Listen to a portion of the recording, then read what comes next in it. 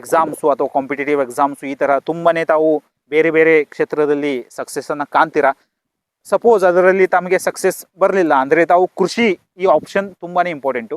ಇದರಲ್ಲಿ ತುಂಬಾ ಚೆನ್ನಾಗಿ ಕರಿಯರ್ ಇದೆ ಹಾಗೂ ಇದರಲ್ಲಿ ತಮಗೆ ಲಾಭ ಇದೆ. ತಾವು ಆಧುನಿಕ ಎಲ್ಲ ಟೆಕ್ನಿಕ್ಸನ್ನು ಯೂಸ್ ಮಾಡಿ ತಾವು ತುಂಬಾ ಚೆನ್ನಾಗಿ ಬೆಳಿಬಹುದು. ಯುವ ಪೀಳಿಗೆ ಈಗ ಕೃಷಿಯಲ್ಲಿ ಬರ್ತಾ ಇದೆ, ಹೌದಾ? ಅದರ ಸಲುವಾಗಿ ಯುವ ರೈತರಿಗೆ ತಾವು ಯಾವ ಸಲಹೆಯನ್ನು ಕೊಡ್ತೀರಾ? ಮತ್ತು ಉತ್ಪಾದನೆ ಐತಿ, ಹಂಗೆ ದುಡಿಬೇಕು, ಹಂಗೆ ಉತ್ಪಾದನೆ ಹೊಂಟೈತಿ. ದುಡಿಲಿಕ್ಕಂದ್ರೆ ಏನೂ ಆಗೋದಿಲ್ಲ. ದುಡಿಬೇಕು, ಹಂಗೆ ಆಗ್ತೈತಿ, ಅದಕ್ಕೆ ಖರ್ಚು ಮಾಡಬೇಕು, ಹಂಗೆ ಮಾರ್ಗದರ್ಶನ ಎಲ್ಲರಿಗೂ ಕೊಡಬೇಕು, ತಗೋಬೇಕು. ಆನಂತರ ಶೇತಿಗೆದಾಗಿದ್ರೆ ಇದು ಫಾಯ್ದೆಶೀರ ಐತಿ. ಮಹಾಗಣಪತಿ ಕೃಷಿ ಕನ್ನಡ ಯೂಟ್ಯೂಬ್ ಚಾನಲ್ದಲ್ಲಿ ಎಲ್ಲ ರೈತ ಬಾಂಧವರಿಗೆ ಸ್ವಾಗತ, ಸುಸ್ವಾಗತ. ನಾವು ಇವತ್ತು ಚೆಂಡು ಹೂವಿನ ಪ್ಲಾಟ್ನಲ್ಲಿ ಇದ್ದೀವಿ. ತಾವು ಹೂಗಳ ಸಂಖ್ಯೆ ನೋಡ್ಬೋದು, ತುಂಬಾ ಚೆನ್ನಾಗಿ ಡೆವಲಪ್ ಆಗಿದೆ ಹಾಗೂ ತುಂಬಾ ಚೆನ್ನಾಗಿ ಗ್ರೋತ್ ಆಗಿದೆ.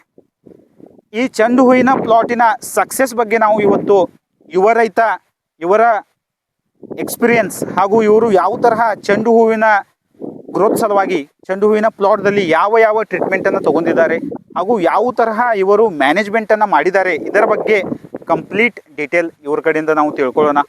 ನಮಸ್ಕಾರ. ನಮಸ್ಕಾರ. ತಮ್ಮ ಹೆಸರು? ನನ್ನ ಹೆಸರು ಕೇದಾರ್ ನಾನಾಸಾಹೇಬ್ ಕೋಗ್ಲೆ. ಕೇದಾರ್ ನಾನಾಸಾಹೇಬ್ ಕೋಗ್ಲೆ ಇವರು ಯುವ ರೈತ. ಇವರು ಈ ಪ್ಲಾಟಿಗೆ ಮ್ಯಾನೇಜ್ಮೆಂಟನ್ನು ಮಾಡಿದ್ದಾರೆ. ಇದು ತಮ್ಮ ಎಷ್ಟನೇ ಪ್ಲಾಟ್ ಇದೆ? ಇದು ನಮ್ಮ ಮೊದಲನೇ ಪ್ಲಾಟ್ ಇದೆ. ಇದು ಒಂದನೇ ಪ್ಲಾಟ್. ಒಂದನೇ ಪ್ಲಾಟ್. ಒಂದನೇ ಪ್ಲಾಟ್ದಲ್ಲಿ ಈ ತರಹ ಗ್ರೋತ್ ಆಗಿದೆ. ತಾವು ನೋಡ್ಬೋದು, ತುಂಬಾ ಚೆನ್ನಾಗಿ ಇಷ್ಟು ಹೈಟ್ ಆಗಿದೆ. ಚೆಂಡು ಹೂವಿನಲ್ಲಿ ಹೈಟ್ ನೋಡಿ ತುಂಬಾ ಚೆನ್ನಾಗಿ ಡೆವಲಪ್ ಆಗಿದೆ. ತಾವು ಯಾವ ತರಹ ಈ ಪ್ಲಾಟನ್ನು ರೆಡಿ ಮಾಡಿದ್ರಿ, ಇದರ ಬಗ್ಗೆ ಹೇಳಿ. ನಾವು ಮೊದಲು ಗೊಬ್ಬರ ಹಾಕಿದ್ವಿ, ಆನಂತರ ಮಳ್ಳಿ ಖತ ಹಾಕಿ ಗಳೆ ಹೊಡೆದ, ರೂಟರ್ ಹೊಡೆದ, ಸಾಲ್ ಬಿಟ್ಟ ಅಂತ ಲಾಗುಡಿ ಮಾಡಿದ್ವಿ ಚೆಂಡು ಹೂವಿನ. ಎಷ್ಟು ಫೂಟಿನ ಸಾಲ್ ತಾವು ಬಿಟ್ರಿ? ನಾವು 4.5 ಫೂಟ್ನ ಇದಾವ್ರಿ. 4.5 ಫೂಟ್. ಮಲ್ಚಿಂಗ್ ಯೂಸ್ ಮಾಡಿಲ್ಲ, ಡೈರೆಕ್ಟ್ ಚೆಂಡು ಹೂವಿನ ತರು ತಂದು ಹಚ್ಚಿದ್ವಿ. ಡೈರೆಕ್ಟ್ ಆಗಿ ಇವರು ಮಲ್ಚಿಂಗ್ ಬಳಸದೆ ಡೈರೆಕ್ಟ್ ಆಗಿ ಚೆಂಡು ಹೂವಿನ ಕೃಷಿಯನ್ನು ಪ್ರಾರಂಭಿಸಿದ್ದಾರೆ. ಡ್ರಿಪ್ ವ್ಯವಸ್ಥೆ ಇದೆಯಾ? ಡ್ರಿಪ್ ಪೂರ್ಣ ಹೊಲಕ್ಕಿದೆ ಡ್ರಿಪ್. ಓಕೆ. ಎರಡು ಚೆಂಡು ಹೂವಿನ ಸಸಿಗಳ ನಡುವಿನ ಅಂತರ ಎಷ್ಟು ಇಟ್ಟಿದ್ದೀರಿ? 2 ಫೂಟ್ ಇದೆ. 2 ಫೂಟು. 4.5 ಫೂಟು ಸಾಲಿನ ಅಂತರ, 2 ಫೂಟು ಚೆಂಡುಗಳ ಸಸಿಗಳ ನಡುವಿನ ಅಂತರ ಇಟ್ಟಿದ್ದಾರೆ. ತಾವು ಯಾವ ತಿಂಗಳಲ್ಲಿ ಇದನ್ನ ಮಾಡಿದ್ರಿ? ಇನ್ನು ಜುಲೈ ತಿಂಗಳಲ್ಲಿ, ಜುಲೈ 17ನೇ ತಾರೀಕು. ಜುಲೈ 17ನೇ ತಾರೀಕದಲ್ಲಿ ಇವರು ಈ ತರಹ ಕೃಷಿಯನ್ನು ಪ್ರಾರಂಭಿಸಿದ್ದಾರೆ. ಇವತ್ತು 21 ಸೆಪ್ಟೆಂಬರ್ ಇದೆ. ನಿಯರ್ಲಿ 2 ತಿಂಗಳಾಗಿದೆ ಈಗ. ಹೌದು. ಓಕೆ. ಈಗ ತಾವು ನೀರಿನ ಮ್ಯಾನೇಜ್ಮೆಂಟನ್ನು ಯಾವ ಥರ ಮಾಡಿದ್ದೀರಾ? ನೀರಿನ ಮ್ಯಾನೇಜ್ಮೆಂಟ್ ಏನಿಲ್ಲ, ಡ್ರಿಪ್ದಾಗ ನೀರು ಬಿಡ್ತೀವಿ ನಾವು.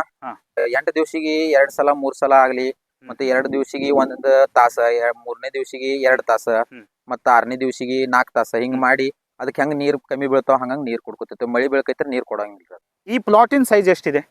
ಇದು 30 ಗುಂಟೆ ಐತಿ. 30 ಗುಂಟೆ ಐತಿ. ಚೆಂಡು ಹೂವಿನ ಕೃಷಿ ಪ್ರಾರಂಭ ಮಾಡಿದ್ರಿ, ಅವಾಗ ಸಸಿಗಳಿಗೆ ಯಾವ ತರಹ ಟ್ರೀಟ್ಮೆಂಟನ್ನು ಮಾಡಿದಿರಿ ನೀವು? ನಾವು ಮೊದಲೇ ಡ್ರೆಂಚಿಂಗ್ 3ನೇ ದಿವಸ ಮಾಡಿದ್ರಿ. ನೆಕ್ಸ್ಟ್ 2ನೇ ಡ್ರೆಂಚಿಂಗ್ 6ನೇ ದಿವಸ ರೀ. ನೆಕ್ಸ್ಟ್ ಡ್ರೆಂಚಿಂಗ್ 10ನೇ ದಿವಸ ಮಾಡಿದ್ರಿ.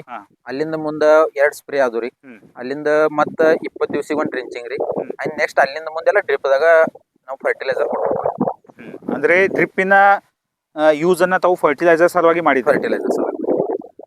ಫರ್ಟಿಲೈಸರ್ ಬಿಟ್ರೆ ಚೆನ್ನಾಗಿ ರಿಸಲ್ಟ್ ಬರುತ್ತಾ? ಹೌದು, ರಿಸಲ್ಟ್ ಬರುತ್ತೆ ಚೆನ್ನಾಗಿ. ಈಗ ತಾವು ಇದಕ್ಕೆ ಬೇಸಲ್ ಡೋಸನ್ನು ಯೂಸ್ ಮಾಡಿದ್ದೀರಾ? ಬೇಸಲ್ ಡೋಸ್ ಯೂಸ್ ಮಾಡಿದ್ವಿ. ಓಕೆ. ಈ ತರಹ ರೈತ ಬಾಂಧವರು ಬೇಸಲ್ ಡೋಸನ್ನು ಯೂಸ್ ಮಾಡಿ ಆಮೇಲೆ ಡ್ರೆಂಚಿಂಗು, ಸ್ಪ್ರೇ ಈ ತರಹ ಇವರು ಮ್ಯಾನೇಜ್ಮೆಂಟನ್ನು ಮಾಡಿದ್ದಾರೆ. ಈಗ ನಮಗೆ ಹೇಳಿ, ನೀವು ಯಾವಾಗ ಈ ಪ್ಲಾಟ್ ಹಾರ್ವೆಸ್ಟಿಂಗ್ ಚಾಲು ಆಯಿತು? ಹಾರ್ವೆಸ್ಟಿಂಗ್ 43ರಿಂದ 45 ದಿವಸದಾಗ ಫಸ್ಟ್ ಹಾರ್ವೆಸ್ಟಿಂಗ್ ಚಾಲು ಆಗಿದೆ. ಪ್ರಾರಂಭದಲ್ಲಿ ಪೂರ್ತಿ ಪ್ಲಾಟ್ ಅನ್ನು ತಾವು ಹಾರ್ವೆಸ್ಟ್ ಮಾಡಿದಾಗ ಹೂಗಳ ಎಷ್ಟು ತೂಕ ಬರ್ತಿತ್ತು? ಅಂದ್ರೆ ಎಷ್ಟು ಕೆಜಿ ಹಾರ್ವೆಸ್ಟ್ ಮಾಡ್ತಿದ್ರಿ? ನಾವು ಮೊದಲೇ ಹಾರ್ವೆಸ್ಟ್ ಮಾಡಿದಾಗ ಒಂದು 600-700 ಕಿಲೋ ತನ ಹಾರ್ವೆಸ್ಟಿಂಗ್ ಆಗಿತ್ತು. ಸೊ ಅಂದ್ರೆ ಸ್ಟಾರ್ಟಿಂಗ್ಲೇ 700 ಕಿಲೋ. ಮ್ಯಾಕ್ಸಿಮಮ್ ಈಗ ಎಷ್ಟು ಹೋಗಿದೆ ಹಾರ್ವೆಸ್ಟು? ಈಗ ಮ್ಯಾಕ್ಸಿಮಮ್ 1 ಟನ್ 300 ಕಿಲೋ ತನಕ ಹೋಗಿದೆ. ಈಗ ಎಷ್ಟು ಹಾರ್ವೆಸ್ಟಿಂಗ್ ಆಗಿದಾವೆ ನಿಮ್ಮ?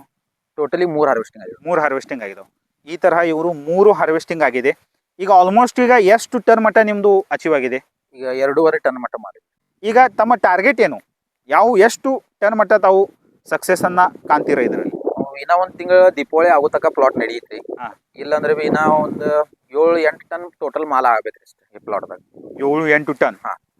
ಈಗ ನಮಗೆ ಹೇಳಿ, ಅಂದಾಜೆ ಟೋಟಲ್ ಖರ್ಚು ಇದರಲ್ಲಿ ಬೇಸಲ್ ಡೋಸು, ಡ್ರಿಪ್ಪು, ಔಷಧಿ ಹಾಗೂ ಎಲ್ಲ ಟೋಟಲ್ ಖರ್ಚು, ಕಾರ್ಮಿಕರ ಮೇಲೆ ಮಾಡುವ ಖರ್ಚು, ಈ ಥರ ಎಲ್ಲ ಖರ್ಚು ಇಲ್ಲಿ ತನಕ ಎಷ್ಟು ಬಂದಿದೆ? 55,000 ತನಕ ಬಂದಿದೆ. ಹಾಗೆ ಎವರೇಜ್ ರೇಟ್ ಎಷ್ಟು ನಿಮಗೆ? ಈಗ ನೀವು 2.5 ಟನ್ ಹೂವಿನ ಉತ್ಪಾದನೆಯನ್ನು ಮಾಡಿ ತಾವು ಮಾರ್ಕೆಟ್ಗೆ ಕೊಟ್ಟಿದ್ದೀರಾ.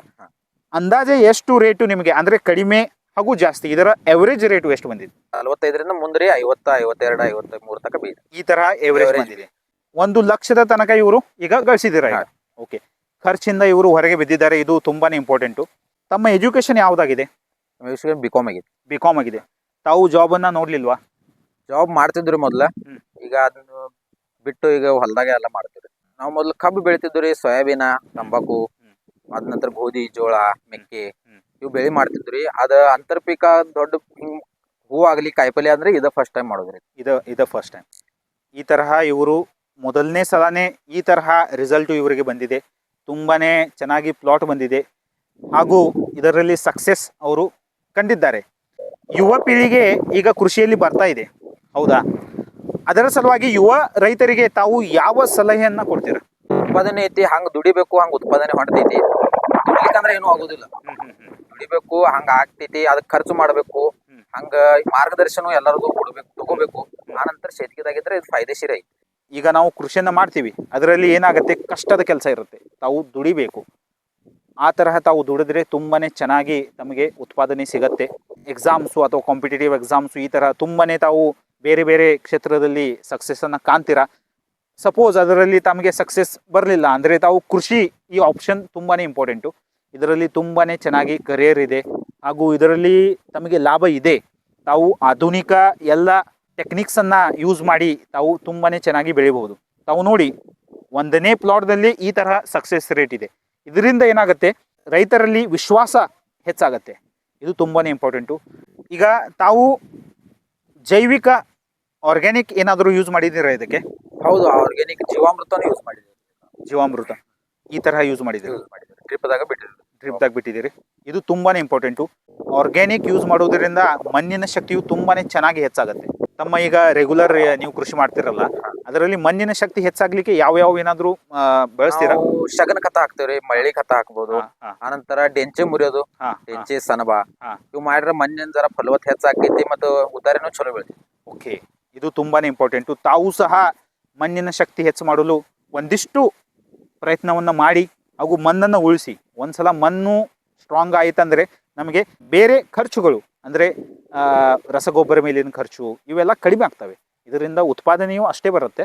ತಾವು ಸ್ವಲ್ಪವಾಗಿ ಮಣ್ಣಿನ ಶಕ್ತಿಯನ್ನು ಹೆಚ್ಚು ಮಾಡುವ ಪ್ರಯತ್ನವನ್ನು ಮಾಡಿ.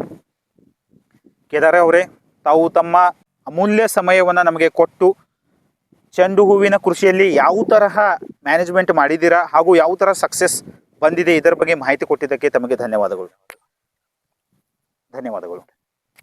ಈ ತರಹ ಕೇದಾರಿ ಕೋಗ್ಲೆ ಅವರು, ಯುವ ರೈತ ಕೇದಾರಿ ಕೋಗ್ಲೆ ಅವರು ತುಂಬಾನೇ ಚೆನ್ನಾಗಿ ಚೆಂಡು ಹೂವಿನ ಕೃಷಿನ ಮಾಡಿದ್ದಾರೆ ಹಾಗೂ ಅದರಲ್ಲಿ ಸಕ್ಸಸ್ಸನ್ನು ಕಂಡಿದ್ದಾರೆ. ಈ ತರಹ ಅವರು ಸಕ್ಸಸ್ ಬಂದಿದೆ. ನಾನು ಎಲ್ಲ ಯುವ ಪೀಳಿಗೆಗೆ ಒಂದು ಸಲಹೆಯನ್ನು ಕೊಡ್ತೀನಿ. ತಾವು ಸಹ ಕೃಷಿಯಲ್ಲಿ ಬರಬೇಕು ಹಾಗೂ ಕೃಷಿಯನ್ನು ವ್ಯವಸ್ಥಿತವಾಗಿ ಒಂದು ಬಿಸ್ನೆಸ್ ಅಂತ ಹೇಳಿ ತಾವು ಮಾಡಿ ಹಾಗೂ ಕೃಷಿಯಲ್ಲಿ ಅಧಿಕವಾದ ಲಾಭವನ್ನು ಪಡೆಯಿರಿ. ಈಗ ಭೇಟಿಯಾಗೋಣ ನೆಕ್ಸ್ಟ್ ವಿಡಿಯೋದಲ್ಲಿ. ಥ್ಯಾಂಕ್ ಯು, ಧನ್ಯವಾದಗಳು.